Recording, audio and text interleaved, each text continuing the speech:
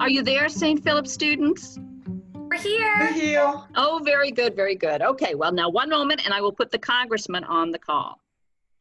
My dad said that Congressman Takano used to be an English teacher, and he used to read books to his class. I wish Miss Greenwood would read it to us again. Hello. Thank you, Congressman Takano, for agreeing to help us with our genius project. Oh, my pleasure. I especially like to help on projects when geniuses are involved. We all have questions for you, starting with why did you want to let 16 and 17-year-olds vote? Well, I think it's important that we enlarge the ability of the youth of America to have a voice in their government.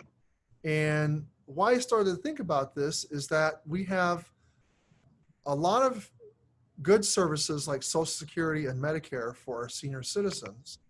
And I actually believe we need to make those services better for our senior citizens, but we don't invest nearly as much in our young people. And we don't actually have to invest the same amount of money that we invest in our older folks, but to invest more in our youth would make a huge difference over their lifetimes. You know, there's just a lot of young people who are living in poverty, a lot of young people that don't have enough health care. And if we made sure that every young person was healthy and not living in poverty, we could see them perform much better in school, and we'd be much a stronger nation. And so I actually think that 16 and 17-year-olds are at the age where they know what's in their interest, and they would vote their interests. And by voting their interests, that would help our country become a stronger country. You know, look, we trust 16-year-olds to drive a car unsupervised, and we entrust a lot of responsibility on them.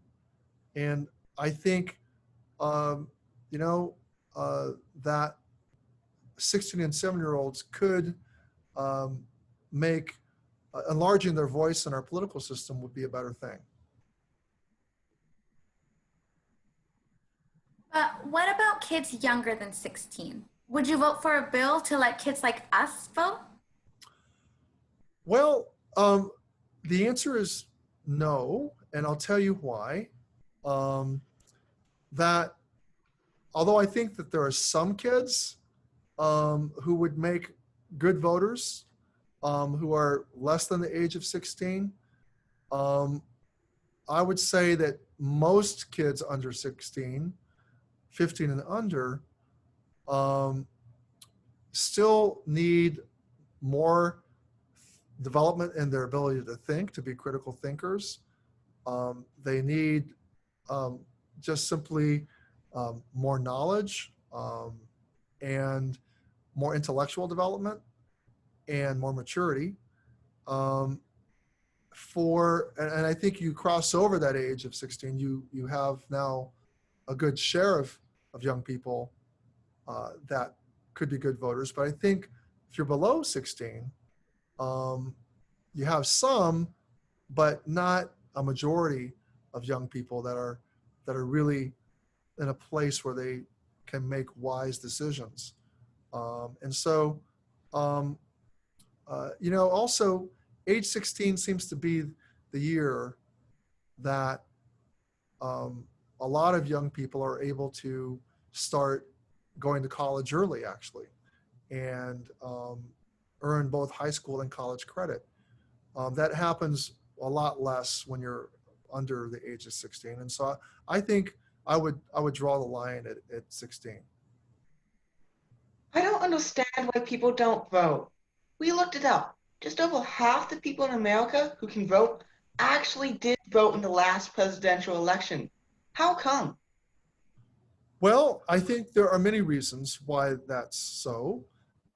It is a sad thing that more people don't vote, but in many parts of our country, there are state laws in place and local laws in place which actually discourage voting and make it difficult for people to vote. And that, that is something that I think we need to end. In some places they have these really too strict identification laws. And so, a lot of senior citizens especially, they may have stopped driving, for example, and see no need to have a driver's license. And there may be only certain forms of identification which a local voting official will agree is a valid ID. So voter ID laws are one example of how voters can be discouraged from voting.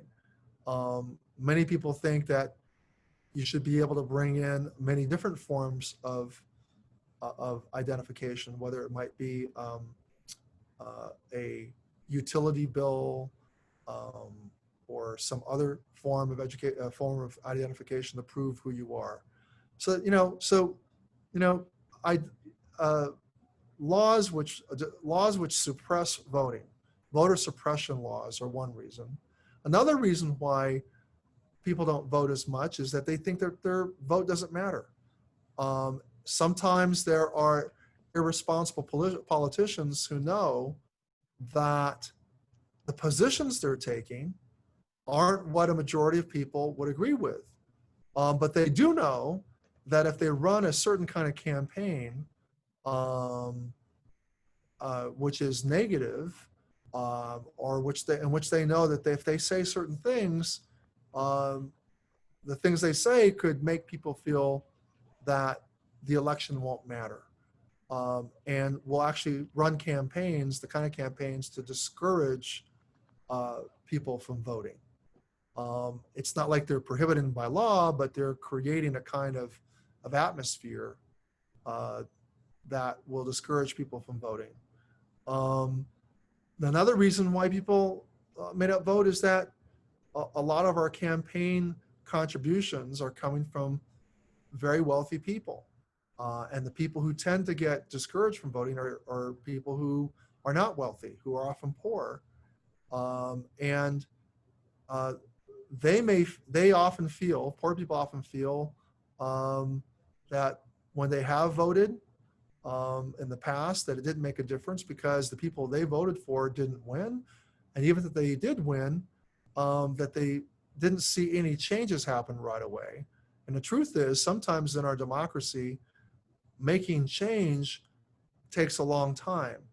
But in the meantime, if you are poor and you don't see things changing fast enough, and your life is very stressful because you're a poor person, you have more things that you have to worry about, that could be a reason. And you may be just too busy trying to work more than one job, maybe 3 or 4 jobs, and you may be just so tired you forget there's an election or don't even pay attention to the fact there's an election. Is it completely your fault that you may be working too hard to notice that there's an election and that you may be worried about other things besides voting? So some people think we actually need to make voting day a national holiday, so everybody has a paid day off to be able to go work or be able to go vote. I think that's actually not a bad idea. People, there's a lot of reasons why people can be feeling that their vote's not going to make a difference, that participating in elections is not important. I, as a member of Congress, try to work hard to make sure that I produce results for people so that people believe that who they elect matters and that their vote, and therefore that their vote matters. I think it's all of our jobs to make sure that people believe it is important to participate and to exercise their duty to vote.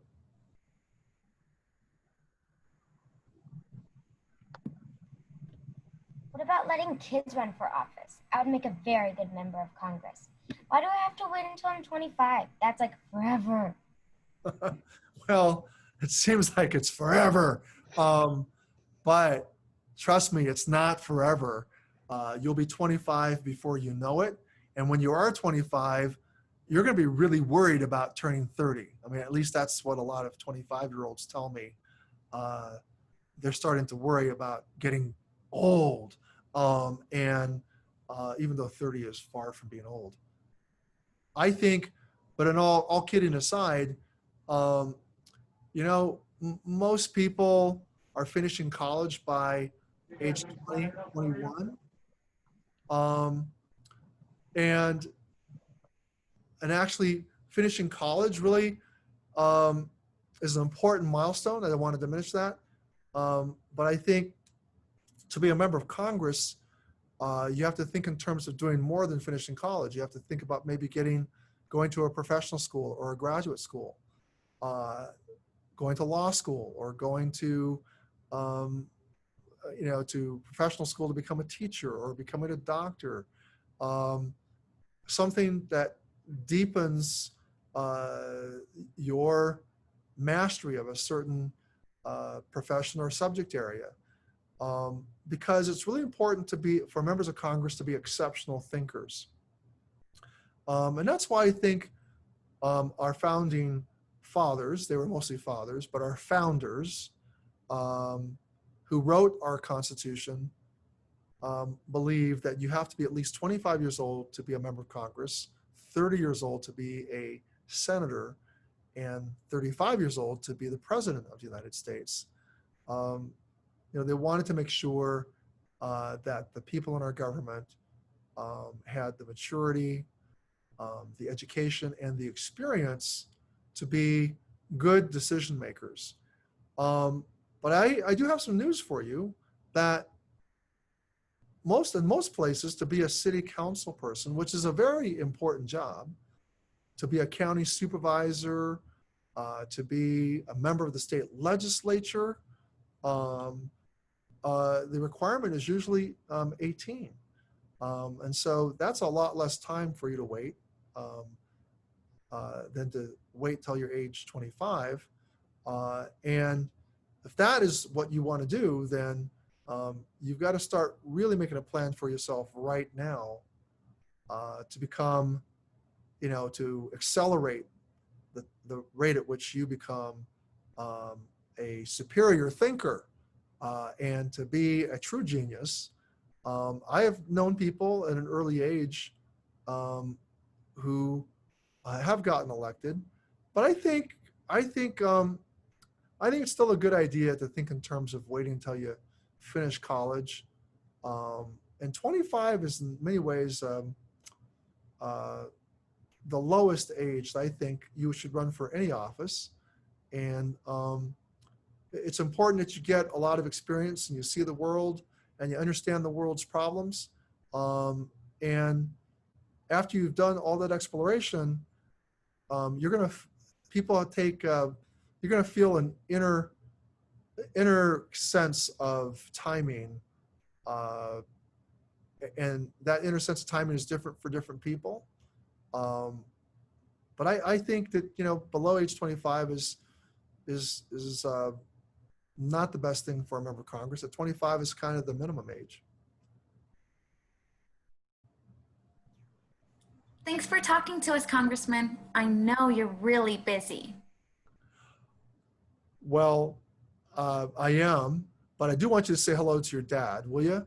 We California members of Congress have to stick together. Bye, Congressman. Bye. Thank you. Bye. Goodbye, good luck.